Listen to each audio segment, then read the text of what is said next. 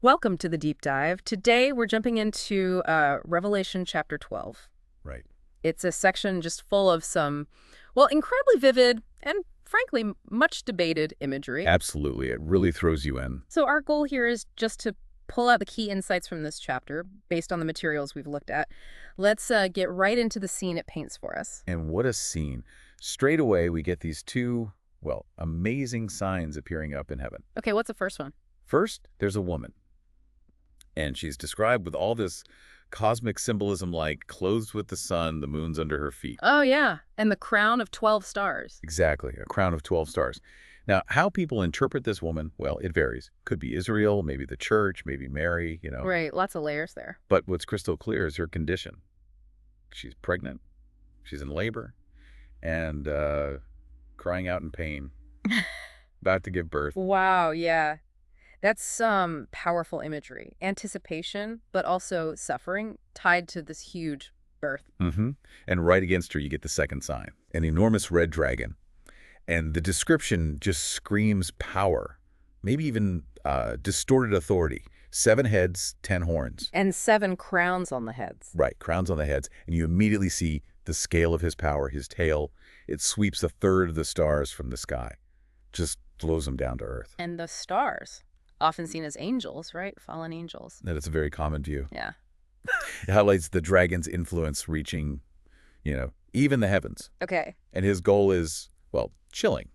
He stands right there in front of the woman, just waiting Waiting to devour her child the second it's born. It sets up this huge conflict right from the start, a cosmic struggle over this birth. But then the tension breaks, doesn't it? The child is born. Yes, a son, What? a male child. And the description is key. He's the one who will rule all nations with an iron scepter. Language often linked to Christ. Precisely.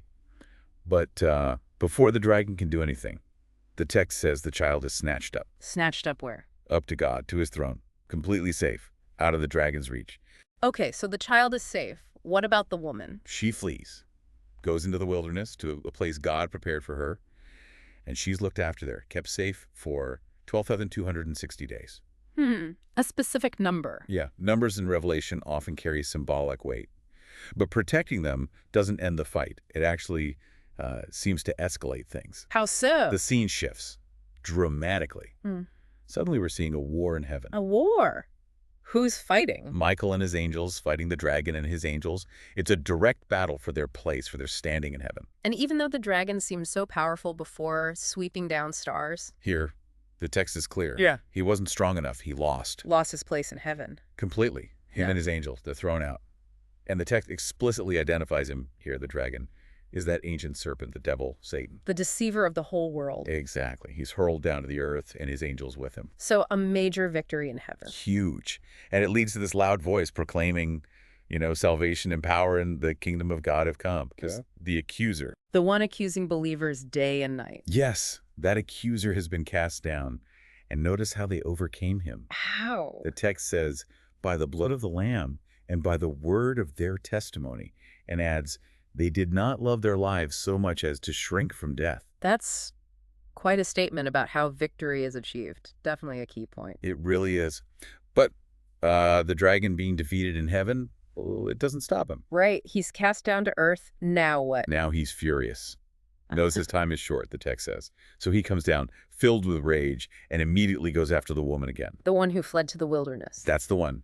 But she gets help again. He's given 2 wings of a great eagle. Like literal wings or symbolic. Probably symbolic of swift divine rescue. It lets her fly to her safe place in the wilderness again, protected from the serpent for a time, times, and half a time. That phrase sounds like it connects to the 12,260 days earlier. Many think so, yeah. Another way of describing this period of, let's say, protected endurance during trouble. But the dragon still doesn't give up. Nope. Try something else. He spews water like a river from his mouth, trying to sweep her away in a flood. Wow.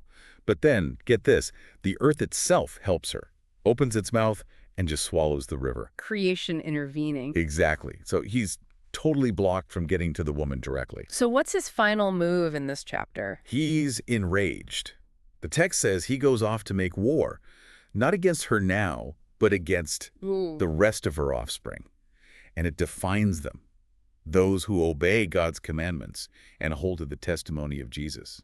Ah, so the conflict widens from the specific woman and child to, well, all believers. Precisely.